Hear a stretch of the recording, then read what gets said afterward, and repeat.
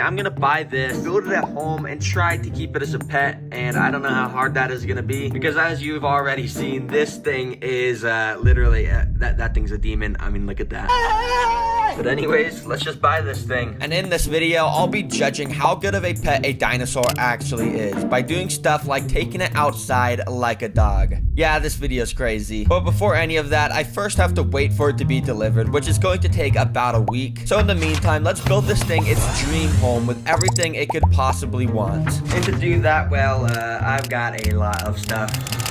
I first put together the glass enclosure to build the dream home inside of. And anyways, now it's time to actually build the dream home, and to do that, there's 5 steps, starting with creating the background. To create the background, I sprayed a ton of foam all along the glass so I could stick a ton of wood to it. You see, I'm basically recreating a forest in here, since that's where frilled dragons live in the wild. And to complete the forest look, I covered it in a ton of dirt and wood chips so it looked nice and natural, you know. As you can see, this tank is already looking very, very beautiful and natural with all that wood and dirt, but it's also looking a bit brown and lifeless too. So let's get to doing some more stuff, starting with the floor. Now I know I was just complaining about everything being brown, but to make the floor we do got to use some brown dirt. So yeah, the cheapest way to get a bunch of quality dirt is to use one of these compressed coconut fiber bricks, which may not seem like a lot of dirt, but if we add a huge tub of water to it, well, now it's a lot of dirt. Finally, I mixed in a bunch of other types of ground stuff, because that's what forest floors got, you know. Alright, this is starting to look almost like a forest, but we're still missing some key things. So let's move on to step 3, plants and decorations. Now first of all, I've got 2 different types of moss, which to start, I'll use carpet moss, which comes conveniently packaged in this box. Now I always thought moss was just like dead grass or something, but it's actually an alive organism that over time is going to grow and overtake the entire terrarium. Pretty cool. And I also spread a different type of moss around to add a little bit more variety in this tank. Now this moss is absolutely fantastical, you know, it really brings the whole thing to life. But I'm gonna need way more plants if I'm gonna make this thing look like the dinosaur's actual habitat, which means I'm gonna go get some actual plants with leaves and flowers on them and stuff like that. Yeah, so of course I got in my car to go to the best plant store in town.